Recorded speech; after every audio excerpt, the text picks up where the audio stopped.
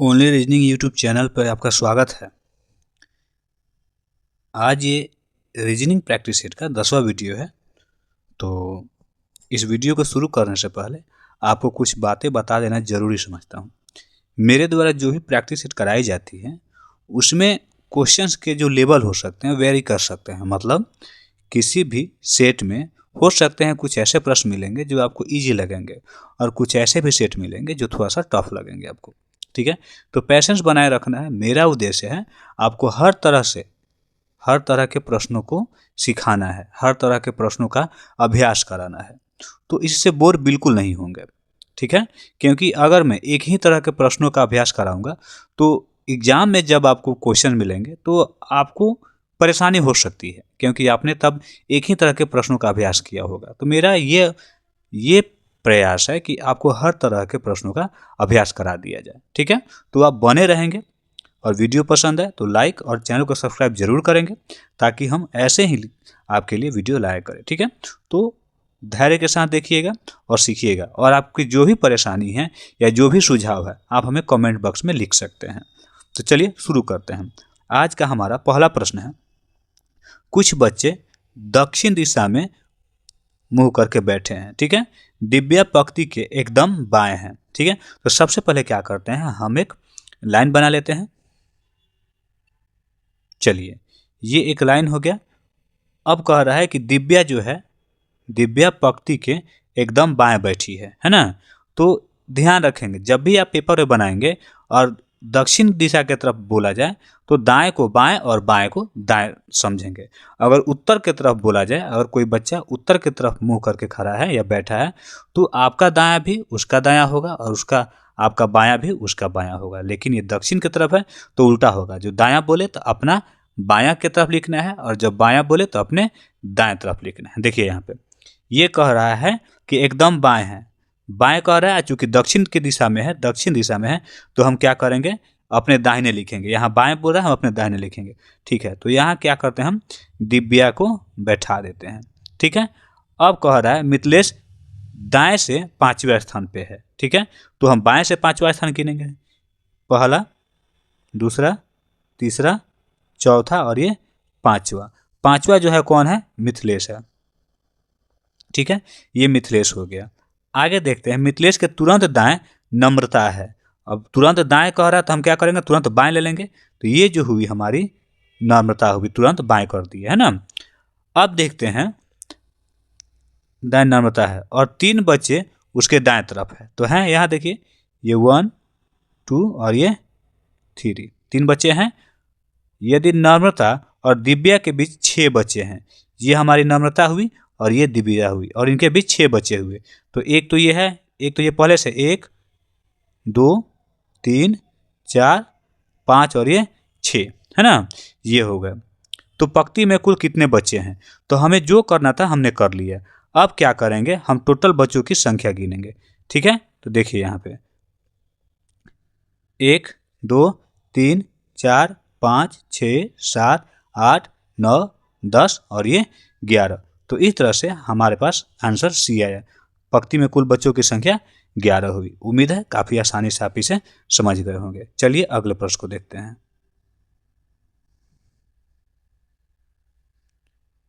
चलिए अगला प्रश्न है, उपयुक्त श्रृंखला में से जो देखिए यहाँ क्या कर रहा है, जो अक्षर है वो लड़कियों को दर्शाता है, अंक लड़कों को दर्शाता है। ठीक है, तो बताना ये है कि ऐसे कितने लड़के हैं जिनके तुरंत पहले एक लड़की तथा तुरंत बाद एक लड़का है ना। तो हमें ये बताना है कि कितने ऐसे अंक हैं जिनके तुरंत पहले एक अक्षर है और तुरंत बाद भी एक अक्षर है, हमें यही बताना है। ठीक है, तो चलिए काउंट करते हैं। तो यहाँ देखेंगे हमें क्या करना है, लड़का को अंक से और लड़की को अक्षर से। तो हमें बताना है कितने ऐसे लड़के हैं जिनके तुरंत पहले एक लड़की यानी कि एक अक्षर होगा। ठीक है, जैसे मान लीजिए ये ए ऐसा और तुरंत बाद एक लड़का यानी कि फिर एक नंबर होगा। ठीक है, ऐसे हमें बताना है कि कैसे, यानी कि एक अक्षर के बाद 2 अंक कहाँ कहाँ हैं। तो देखिए यहाँ पे ये देखिए, ठीक है, इसके अलावा ये देखिए, हमारे पास हमारा उत्तर मिल गया, ठीक है, 2 ही हैं, ठीक है, इसके अलावा और कहीं नहीं है। यहाँ दो ही हैं, ठीक है, यहाँ देखिए, यहाँ और एक यहाँ, 2 ही हैं, तो हमारे पास ऑप्शन ए सही जवाब हो जाएगा। अगले प्रश्न को देखते हैं। पंक्ति में ऐसे कितनी लड़कियां हैं जिनके दोनों तरफ लड़कियां हैं, ठीक है, तो हमें फिर से वहीं जाना होगा। अब दोनों तरफ लड़कियां बताना है।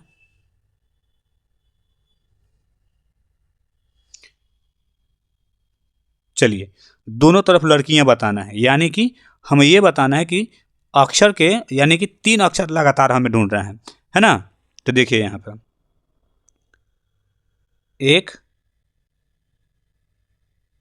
2, बस 2 ही हैं, ठीक है, तो 3 नंबर का भी जो हमारे पास उत्तर होगा क्या होगा, 2, यानी कि ऑप्शन ए हमारा सही जवाब होगा, ठीक है।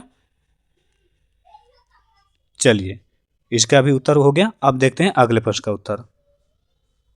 यहाँ देखेंगे, कहा गया है कि यदि एक निश्चित किया जाता है, यह निश्चित किया जाता है कि बच्चों के ऐसे समूह बनाए जाएं कि प्रत्येक समूह में 2 लड़कियां और 1 लड़का हो, तो ऐसे अधिकतम कितने समूह बनाए जा सकते हैं। तो इसके लिए क्या करना पड़ेगा, हमें कुल बच्चों की संख्या और मतलब कुल लड़कों की संख्या और कुल लड़कियों की संख्या निकालनी होगी, ठीक है। तो चलिए गिन लेते हैं इसको। तो चलिए, इसमें हम देखते हैं कि जो कुल लड़कों की संख्या वो कितनी है, पहले इसको गिन लेते हैं। तो यहाँ देखेंगे यहाँ पे आसानी से आप देखेंगे, देखें 1 2 3 4 5 6 7 8 9 10, ठीक है। तो जो लड़कों की संख्या हुई वो 10 हुई। लड़कियों की संख्या देख लेते हैं, 1 2 3 4 5 6 7 8 9 10 11 12 13 14 15 16, लड़कियों की संख्या 16, ठीक है। चलिए हम अपने प्रश्न पे चलते हैं। 10 और 16, तो हमारे पास बॉयज़ कितने थे, बॉयज़ 10 थे और गर्ल्स कितनी हैं, 16। तो है क्या कि यदि एक निश्चित किया जाता है कि बच्चों के ऐसे समूह बनाए जाएं कि प्रत्येक समूह में 2 लड़कियां और 1 लड़का हो, ठीक है। तो यहाँ देखेंगे अगर 2-2 की बात की जाए, है ना, तो यहाँ देखेंगे तो 8 समूह तो बन सकते हैं लड़कियों के। तो यहाँ से हम क्या करेंगे, 10 बॉयज़ हैं तो इनमें से 8 बॉयज़ तो हम आसानी से ले सकते हैं। तो ऐसे समूह कितने बनाए जा सकते हैं, 8 ही बनाए जा सकते हैं, 8 से अधिक नहीं बनाए जा सकते हैं। इसलिए जो ऑप्शन सी है वो हमारा सही है, ऑप्शन सी। 4 नंबर प्रश्न का ऑप्शन सी सही जवाब होगा। चलिए अगले प्रश्न को देखते हैं।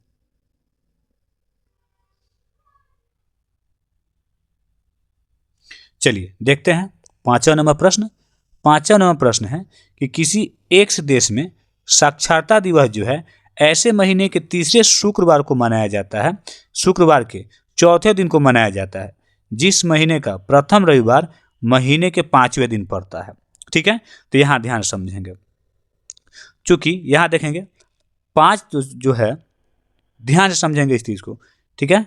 यानी 5 तारीख जो है वो क्या है, संडे है, ठीक है, संडे है। तो इस हिसाब से संडे के 2 दिन पहले क्या पड़ेगा, शुक्रवार। तो उस दिन 3 तारीख को क्या पड़ेगा, हमारा फ्राइडे पड़ेगा, फ्राइडे। और ये फ्राइडे कौन होगा, यानी कि शुक्रवार कौन होगा, तो फर्स्ट फ्राइडे होगा, ठीक है। तो इस हिसाब से 10 तारीख को इसमें अगर हम 7 जोड़ देते हैं, ठीक है, तो 10 हो गया। तो 10 तारीख को फ्राइडे पड़ेगा और ये फ्राइडे कौन होगा, सेकेंड फ्राइडे होगा, ठीक है। और इस तरह से 17 तारीख को क्या होगा, फिर से फ्राइडे होगा और ये फ्राइडे थर्ड फ्राइडे होगा, थर्ड फ्राइडे हो गया। अब ध्यान समझेंगे, तो तीसरे शुक्रवार के चौथे दिन मनाया जाता है, तो क्या होगा, 17 और प्लस 4 यानी को 21 तारीख को मनाया जा रहा है साक्षरता दिवस। आसानी से समझ में आया होगा। ठीक है, चीज़ों को ज़्यादा कॉम्प्लिकेटेड ना करते हुए पहले समझते हैं इसको। ठीक है, यदि आपको जैसे जैसे अनुभव होते जाएगा, ठीक है, आप तेज़ी से इसको बनाते चलेंगे, इतना करने की आवश्यकता ही नहीं पड़ेगी आपको। ठीक है, तो इस तरीके से हमारे 5वें प्रश्न का उत्तर ऑप्शन बी सही हो गया। चलिए अगले प्रश्न को देखें। यहाँ है original good shape never found. Input का पासवर्ड क्या है? Good shape never found original. एक चीज ध्यान देखेंगे, यहाँ पे इंग्लिश में द होना चाहिए, कोई बात नहीं, हिंदी में दिया है तो the original good shape never found को कोडेड किया गया है good shape never found original है ना। द काटिए, चलिए यहाँ पे द काटिए, ठीक है।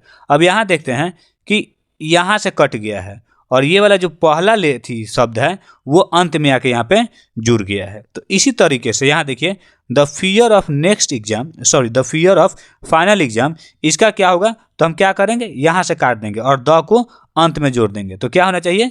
Fear of final exam the. तो देखिए तो fear of final exam the कहाँ है? ऑप्शन सी में है, इसलिए हमारा उत्तर जो होगा ऑप्शन सी होगा।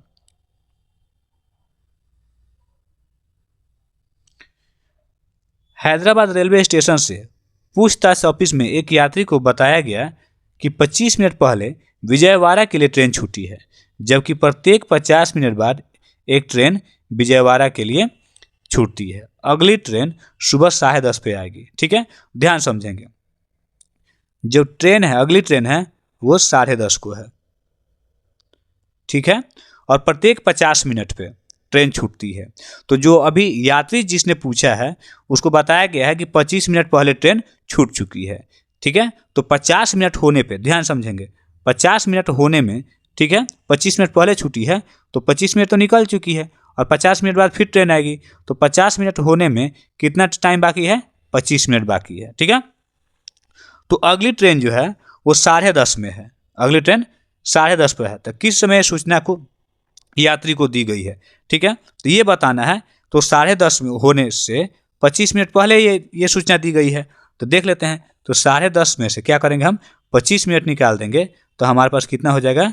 10 मिनट, 10:05 पे, यानी कि उस यात्री को जो सूचना दी गई है वो 10:05 पे दी गई है। ठीक है, तो ऑप्शन बी हमारा सही जवाब हो जाएगा। अगला प्रश्न है, किरण अपने ऑफिस के लिए 3 किलोमीटर उत्तर दिशा में चली। चलाते हैं पहले 3 किलोमीटर उत्तर, चूंकि यहाँ पे सारे जो यूनिट होंगे सेम ही होंगे तो किलोमीटर लिखने की आवश्यकता नहीं, फिर भी लिख दे रहे हैं। चलिए, फिर दाएं मुड़ी और 2 किलोमीटर, फिर वह उत्तर की दिशा में चली, फिर दाएं मुड़ी और 2 किलोमीटर चली। ठीक है, तो चलिए दाएं मुड़ी और 2 किलोमीटर चली, फिर वह दाएं मुड़ी और 5 किलोमीटर चली। आगे होगा ये, यहाँ तक ये 3 किलोमीटर हो गया और फिर ये 2 किलोमीटर, 5 किलोमीटर हो गया। चलिए 5 किलोमीटर हो गया, 3 और 2 ये दोनों को मिला देंगे तो यहाँ पे हमारे पास 5 हो जाएगा। आगे देखते हैं, फिर वह दाएं मुड़ी और 2 किलोमीटर चली। चलिए जहाँ से चली थी ये कवर हो गया, ये भी 2 किलोमीटर हो गया। ठीक है, 2 किलोमीटर चली, अंत में वह दाएं मुड़ी और 2 किलोमीटर चली। ठीक है, तो यहाँ देखेंगे 3 किलोमीटर यहाँ तक था और ये 2 किलोमीटर था, तो यहाँ से चलेगी तो फिर ये 2 किलोमीटर जहाँ थी वहाँ पहुँच गई। ठीक है, तो चली और फिर बाएं मुड़कर सीधा चलने लगी और फिर ये बाएं मुड़ेगी इधर की तरफ और सीधा चलने लगी। ठीक है, तो अभी जो इसका फेस है किधर है? ईस्ट के तरफ है। अब सवाल क्या है हमारा कि वो अपने चलने के प्रारंभिक बिंदु से किस दिशा में है। तो उसने चलना यहाँ से शुरू किया है, तो अभी उसका फेस कहाँ है? ईस्ट के तरफ है, इधर है। ठीक है, तो किस दिशा में है? तो ध्यान से देखेंगे, यहाँ सॉरी ईस्ट, यहाँ वेस्ट होगा ना, इधर वेस्ट है। ठीक है, तो पश्चिम दिशा में, ऑप्शन ए हमारा सही आंसर हो जाएगा। चलिए अगले प्रश्न को देखते हैं।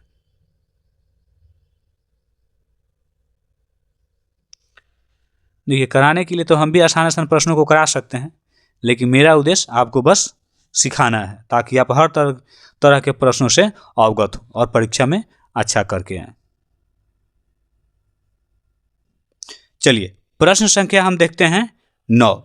बताना है कि कितने ऐसे सम अंक हैं जो कि अपने ठीक पहले आने वाले अंक से पूर्णतः विभाजित हैं, किंतु ठीक बाद वाले अंक से नहीं। सम अंक ढूंढते हैं, जो कि यहाँ देखिए, यहाँ सम अंक है और ये है। तो हमें ये बताना है, जैसे ये ध्यान देखेंगे प्रश्न क्या कर रहा है।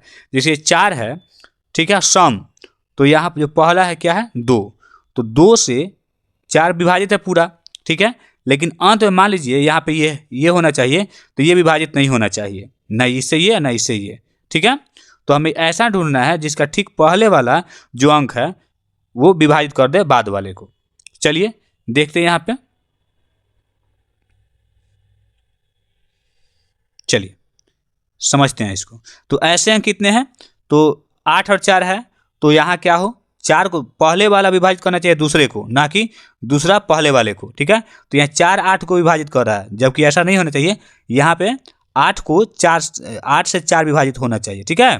तो ये वाला नहीं होगा। आगे देखते हैं, ये देखिए है ना ऐसा, 8 2 8 के ठीक पहले है और 2 विभाजित कर दे रहा है 8 को पूरी तरह, और उसके बाद वाला विभाजित नहीं है। तो यहाँ पे हमको मिल गया, यहाँ देखेंगे यहाँ भी मिल गया, ठीक है। इसके अलावा कहीं नहीं है। यहाँ देखें 4 है, 4 2 है सम, लेकिन ये विभाजित नहीं करता है। 8 और 2 भी है तो विभाजित नहीं करता है। अगर कन्फ्यूजन है तो यहाँ समझेंगे, यहाँ जो पहला अंक है वो विभाजित करना चाहिए दूसरा को, ना कि दूसरा विभाजित करना चाहिए पहला को, ठीक है। तो इस तरह से जो हमें मिले हैं, जो नंबर मिले हैं वो कौन कौन से मिले हैं, तो एक हमारा नंबर मिल गया है ये यहाँ पे, और दूसरा हमारा नंबर मिल गया है यहाँ पे, तो 2 ही होंगे। तो इसलिए 9 नंबर प्रश्न का जो सही जवाब होगा ऑप्शन बी होगा। चलिए अगले प्रश्न को देखते हैं।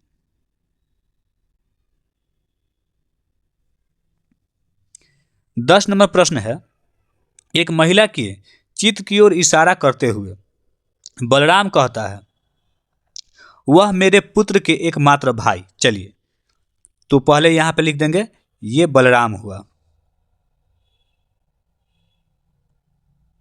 अब बलराम के पुत्र और इसका भाई, भाई की पत्नी है। चलिए भाई की ये पत्नी हो गई, पत्नी। तो महिला बलराम से किस प्रकार संबंधित है, देखिए महिला जो है बलराम की बहू है, ठीक है। यहाँ पे बलराम के पुत्र का भाई बलराम का पुत्र ही हुआ ना, ये बलराम 2 भाई है, यानी बलराम के दो पुत्र हैं, और ये पुत्र की पत्नी हुई, तो पत्नी बहू हो गई बलराम की। चलिए तो ऑप्शन बी जो है हमारा सही जवाब हो जाएगा। चलिए अगले प्रश्न को देखें।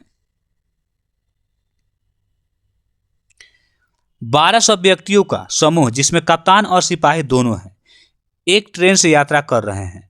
प्रत्येक 15 सिपाहियों पर एक कप्तान है।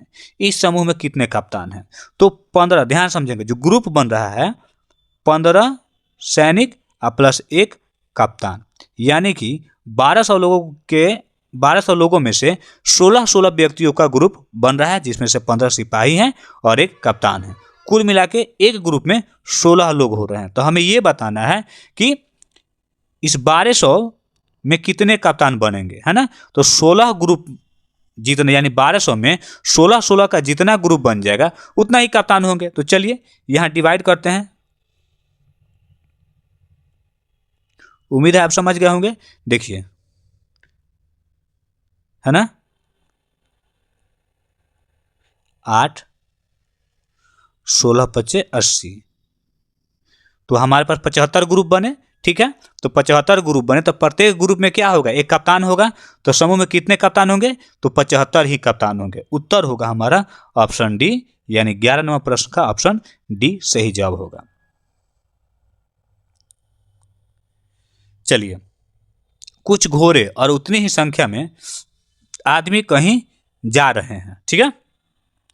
आदमियों में आधे घोड़े के स्वामी अपने घोड़े के पीठ पर सवार हैं और शेष घोड़े को आगे से पकड़कर चला रहे हैं, ठीक है। यदि भूमि पर चलने वाले कदमों की संख्या 100 है तो उनमें घोड़े कितने हैं, ठीक है। तो ध्यान समझेंगे, कदमों की जो संख्या है किस प्रकार है, पहले इसको समझेंगे।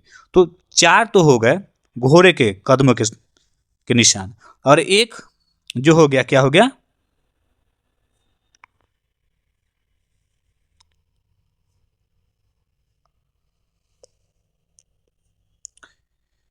और प्लस 2 हो गए व्यक्तियों के, है ना। याद रखेंगे 2 किसके हो गए, व्यक्तियों के कदमों के निशान हो गए, है ना। तो अब देखिए टोटल जो कदमों के निशान हैं कितने हो गए, 6 हो गए। ठीक, अब ये हुआ एक पेयर, यानी कि एक घोड़ा और एक व्यक्ति। अब देखिए भूमि पर चलने वाले कदमों की संख्या जो है वो कितनी है, 16 है।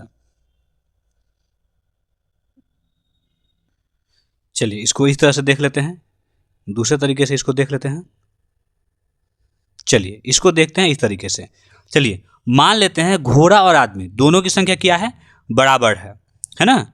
घोड़े और आदमी दोनों की संख्या कितनी है, बराबर है। तो घोड़ों के पैरों के निशान जो हैं वो मान लेते हैं दोनों की संख्या कितनी है, एक।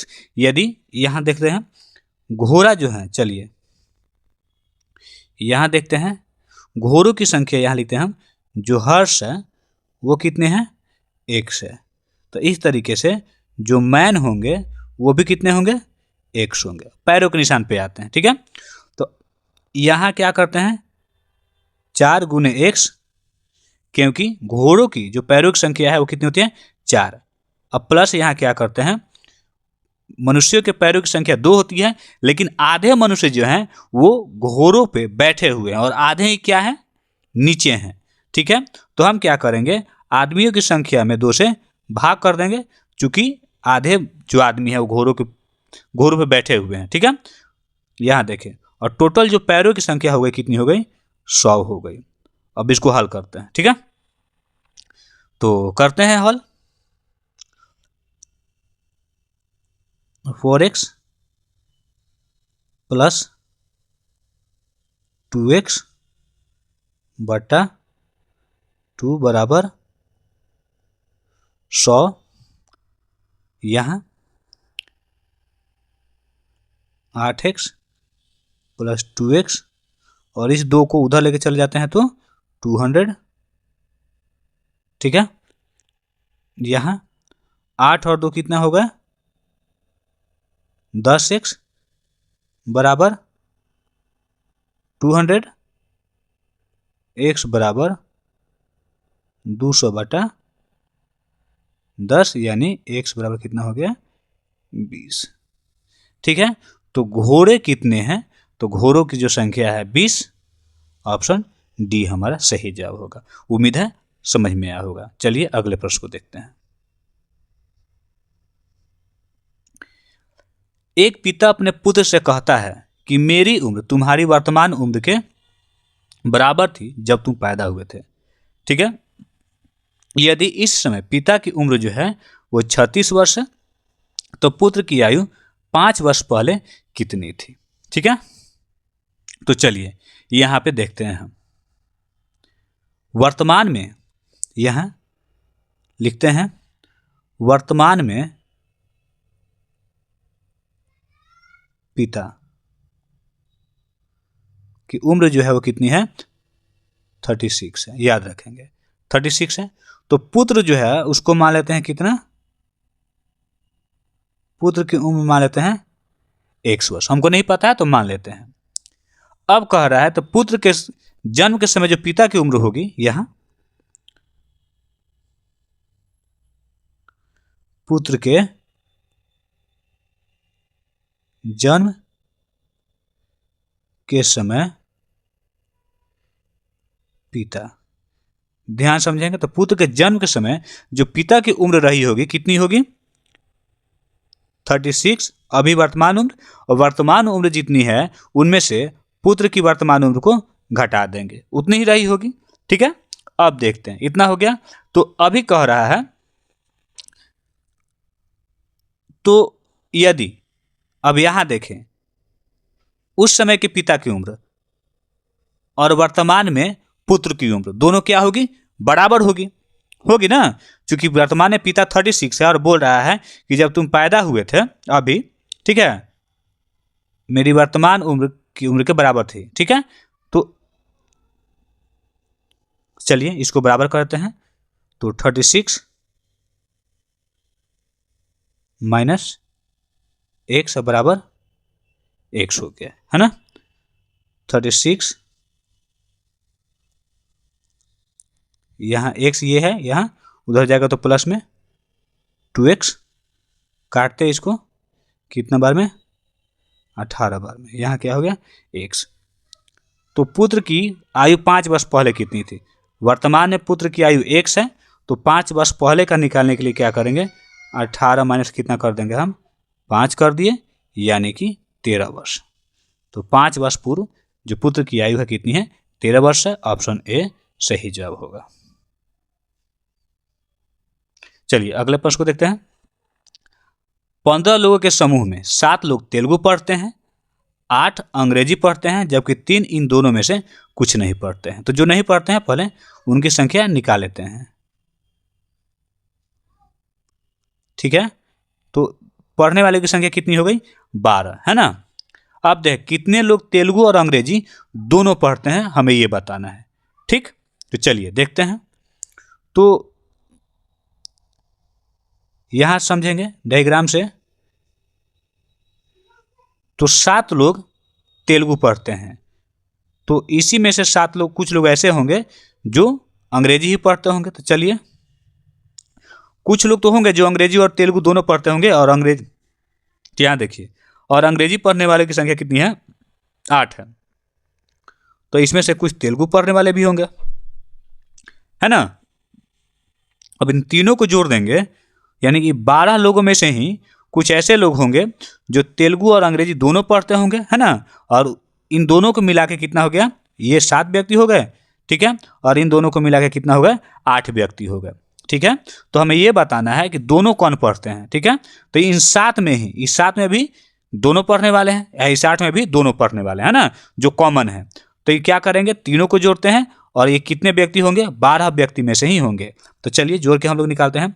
7 minus x plus x plus 8 minus x बराबर कितना हो गया, 12 हो गया, ठीक है। चलिए जोड़ते हैं इसको। तो x ये कट जाएगा एक से, तो 8 7 15 माइनस x बराबर 12। तो यहाँ देखेंगे 15 माइनस 12, माइनस में है x, इधर आएगा तो प्लस में। तो x बराबर हमारे पास कितना आ गया, 3। तो ऐसे कितने व्यक्ति हैं, उम्मीद माफ़ कीजिएगा, ऐसा नहीं होना चाहिए था, इसमें ऑप्शन गलत हो गया है, ठीक है। तो 3 व्यक्ति होंगे, ऐसे होंगे जो तेलुगु और अंग्रेजी दोनों पढ़ते हैं, ठीक है। उम्मीद है समझ में आया होगा। चलिए अगले प्रश्न को देखते हैं। 120 संगीतकार के एक क्लब में 5% तीनों विद्या यंत्र यानी गिटार, वायलिन और बांसुरी बजा सकते हैं। तो सबसे पहले क्या करेंगे, 120 का, बाकी सब नंबर में दिया गया है, तो पहले इसको भी नंबर में कन्वर्ट कर लेते हैं। तो 120 का हम कितना निकालते हैं, 5% निकालते हैं। तो 20 पचे 100 और 20 छक्के 120, यानी कि 6 लोग ऐसे हैं जो कि तीनों वाद्य यंत्र बजा लेते हैं, ठीक है। 30 संगीतकार ऐसे हैं जो 2 ही बजा पाते हैं, ठीक है। तो यहाँ देखते हैं तीनों बजाने वाले कितने हैं, 6 हैं। 2 बजाने वाले कितने हैं, 30 है। 40 संगीतकार ऐसे हैं जो केवल गिटार बजाते हैं, तो गिटार बजाने वाले कितने हैं,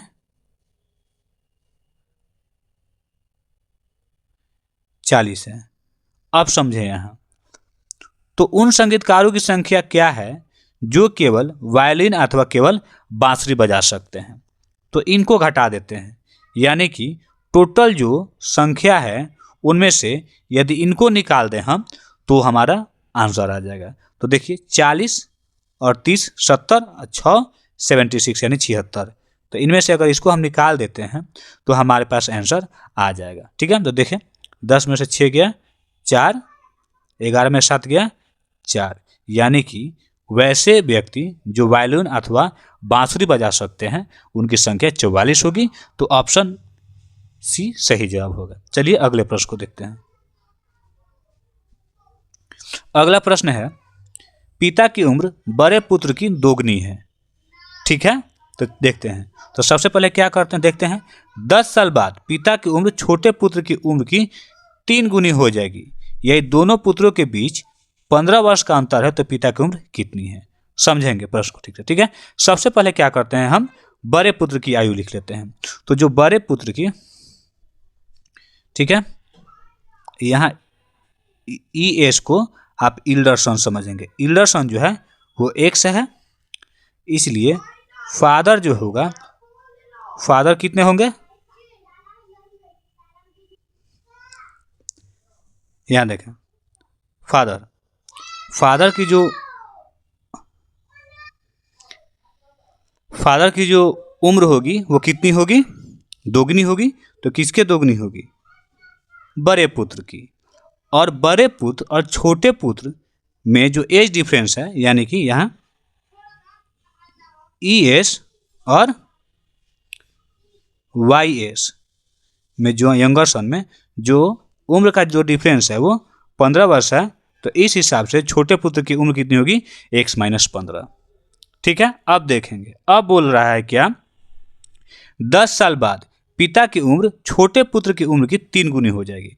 तो 10 साल बाद, तो यहाँ क्या है, वर्तमान में जो पिता की उम्र है कितनी है, 2x है, और इसमें क्या करेंगे, 10 से हम जोड़ देंगे तो 10 साल बाद आ गया।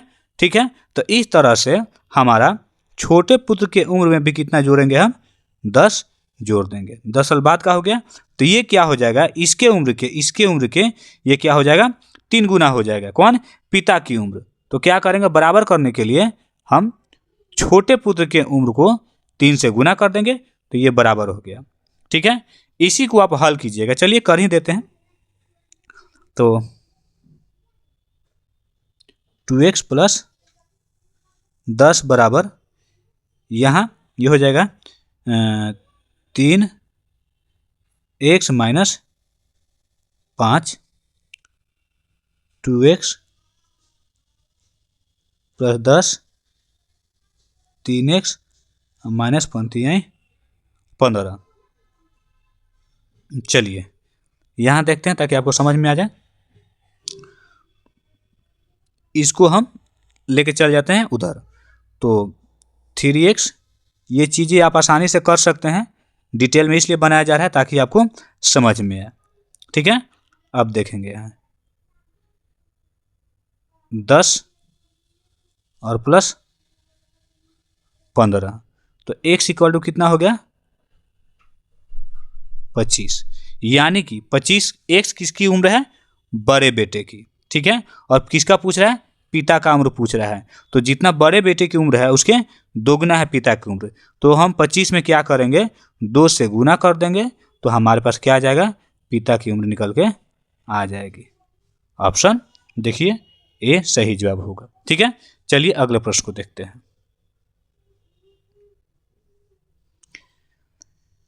एक निश्चित संख्या के छोटे बक्से हैं जिन्हें पार्सल रखने हैं। यदि वह 3, 4, 5 व 6 रखते हैं तो उनके पास एक बच जाता है। यदि वह प्रत्येक पार्सल में 7 रखता है तो उसके पास कुछ भी नहीं बचता है। तो रखे जाने वाले बक्सों की संख्या क्या है। आसान सवाल है। इसमें आप ये देखेंगे कि इनमें से कौन है जो 7 से पूरी विभाजित हो जा रहा है, 7 से डिविजिबल है। ठीक है, तो हमारे पास ऑप्शन सी ही है जो 7 से पूरी मतलब पूरी कट जा रहा है, इसके अलावा कोई नहीं है। ठीक है, तो हमारा आंसर सी ही होगा। देख लीजिए कैसे, 7 × 28, 2, 1, 17 का 21, यानी टोटल बक्सों की संख्या हो गई 43। तो ऑप्शन सी हो जाएगा, जो बक्सा रखा जा सकता है उतना। ठीक है, चलिए अगले देखते हैं। ये भी उसी तरह का है। एक कक्षा में लड़कों की संख्या लड़कियों की संख्या से 3 गुनी है ना। तो देखते हैं, एक कक्षा में तो लड़कों की संख्या जो है 3 गुनी है। लड़कों की संख्या तो लड़कियों की जो गर्ल है, मान लीजिए गर्ल है वो कितनी है, x है। तो इस हिसाब से जो बॉयज होंगे कितने होंगे, 3x होंगे। ठीक है, तो टोटल जो विद्यार्थी हो गए कितने हो गए, 4x हो गए। 4x हो गए। तो निम्नलिखित में से कौन सी संख्या कक्षा में कुल बच्चों की संख्या को निरूपित नहीं करता है। तो जो भी होगा इनमें से जो कुछ भी हो सकता है जो 4 से विभाजित है, जो 4 से, यानी x में x क्या है, बच्चों की इकाई संख्या है। ठीक है, तो 4 से जो विभाजित हो सकता है वो सारा संख्या संभव है, लेकिन जो 4 से विभाजित नहीं होगा वो संख्या संभव नहीं है। तो देखिए यही पूछा रहा है कि निरूपित नहीं करता, यानी कौन नहीं हो सकता है। तो 42 4 से विभाजित नहीं है, इसलिए ऑप्शन बी ही हमारा सही जवाब हो जाएगा। चलिए अगला प्रश्न है, एक व्यावसायिक कॉन्फ्रेंस के अंत में मौजूद 10 व्यक्ति एक दूसरे से हैंडशेक करते हैं, हाथ मिलाते हैं, ठीक है। तो कुल मिलाकर कितने हैंडशेक होंगे? तो इसको बनाने का एक सामान्य फॉर्मूला होता है ये, ठीक है। इसको हल कैसे करते हैं तो देखेंगे, इसको हल करने का ये तरीका होता है, ठीक है। यानी याद नहीं हो तो जितना व्यक्तियों की संख्या है उतना गुने, ठीक है, उससे एक कम, ठीक है। यानी 10 व्यक्ति हैं तो 10 गुने एक कम कितना होगा? 9। और नीचे क्या होगा? चूंकि 2 व्यक्ति हाथ मिलाएंगे एक दूसरे से तो 2 हो जाएगा, ठीक है। अगर व्यक्तियों की संख्या 3 होती, 3-3 के ग्रुप में होता, ठीक है, तो खैर हटाइए, वो दूसरा चीज़ है। अगर हाथ मिलाने वाला है तो नीचे 2 ही रखेंगे और 2 से क्या करेंगे आप? डिवाइड कर देंगे। तो हमारे पास ऐसे व्यक्ति जो हाथ मिलाते हैं कितने हो गए? 45 ऑप्शन। कुल मिला कितने हैंडशेक हो गए? तो 45 हैंडशेक होंगे, याद रखेंगे, ठीक है। आप याद रखेंगे व्यक्तियों की संख्या गुने उससे एक कम बटा 2, ठीक है। यहीं पे बनाएंगे, आपका उत्तर आ जाएगा। ऑप्शन ए हमारा सही जवाब होगा। अगला प्रश्न है, एक कक्षा में 18 छात्र ऐसे हैं जिनकी लंबाई 160 सेंटीमीटर से अधिक है। यदि कक्षा के और यदि ये कक्षा के छात्रों की 3/4 है, ठीक है, 3/4 है, ठीक है। यहाँ ध्यान देंगे, ये 18 है, ये तो कितने व्यक्ति? 6, यानी कुल जो बच्चों की संख्या है, छात्रों की संख्या है, वो कितनी है? 24 है। अब देखते हैं कुल छात्रों की संख्या कक्षा की छात्र छात्राओं की संख्या के 2 तिहाई हैं। यहाँ देखेंगे 2 तिहाई हैं, तो कक्षा में कितनी छात्राएं हैं? तो जो छात्रों की संख्या है वो 2 तिहाई हैं, यानी कि ये जो 24 है ये 2 की वैल्यू है, तो कितने पे बैठती है? 12 पे। तो कुल जो छात्रों की संख्या है वो कितनी है? 36 है। छात्रों की कुल संख्या 36 और इसमें से जो बॉयज हैं कितने हैं? 24 है। तो कितनी, क्या पूछा जा रहा है? गर्ल्स की संख्या पूछी जा रही है। तो जो गर्ल्स की संख्या होगी 36 माइनस कितना है? 24, यानी कि 12, ठीक है। तो जो छात्राओं की संख्या होगी कितनी होगी? 12 होगी। ऑप्शन बी हमारा सही जवाब हो जाएगा, ठीक है। तो चलिए फिर मिलते हैं आपसे नए वीडियो में, तब तक के लिए जय हिंद। और आप चैनल को सब्सक्राइब करना नहीं भूलेंगे। वीडियो पसंद है तो वीडियो को लाइक जरूर कीजिएगा।